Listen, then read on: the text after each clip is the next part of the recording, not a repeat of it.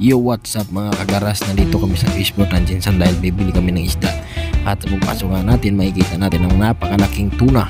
At bago ka pumasok, kailangan mo nang magbuta dahil higpit ang fishport dito.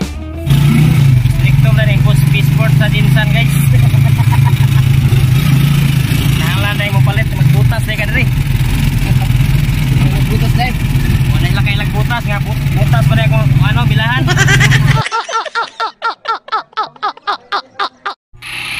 At pagkalagpas mo ng entrance inspection, diretso ka na liko pa kaliwa at kakanan ka ulit hanggang sa marating mo yung mga may binibintang malalaking isda. Ito guys, oh, malalaking isda, oh, yellowfin 28 kilos, grabe yung laki. Nandito na nga pala kayo sa loob ng fishport, kasama ko yung aking tiyuhin. Pinili namin, oh, sa halagang 600. At habang hinahanap namin ng entrance palabas, nang may nakita kaming lalaki na may maraming dalang yelo, ayun, nanghingi kami at binigyan naman kami ni kuya. Maraming salamat sa iyo, kuya. Shout out sa iyo.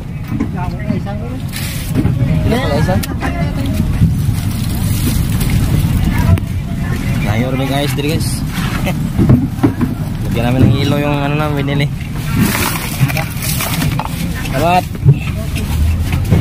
Palabas na kami. Sasarin na namin sa icebox.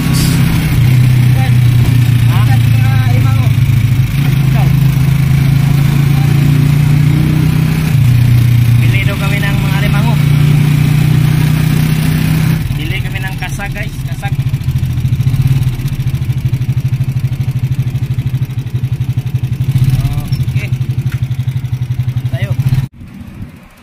Sa baybayin ng dagat, may pantalan. Ayun, hindi na ako nakapag-video sa loob dahil napakaraming tao at natagalan kami doon dahil masikip ang daanan. Maraming nagpapatimbang at kami ay nahuli. Hindi na ako nakapag-video.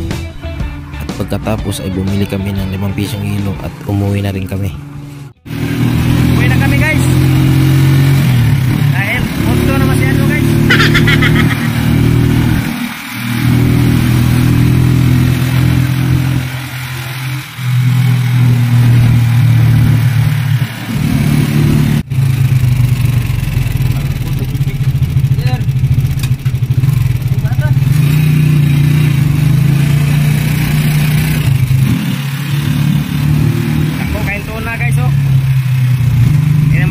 Sa katuig nga konsumo.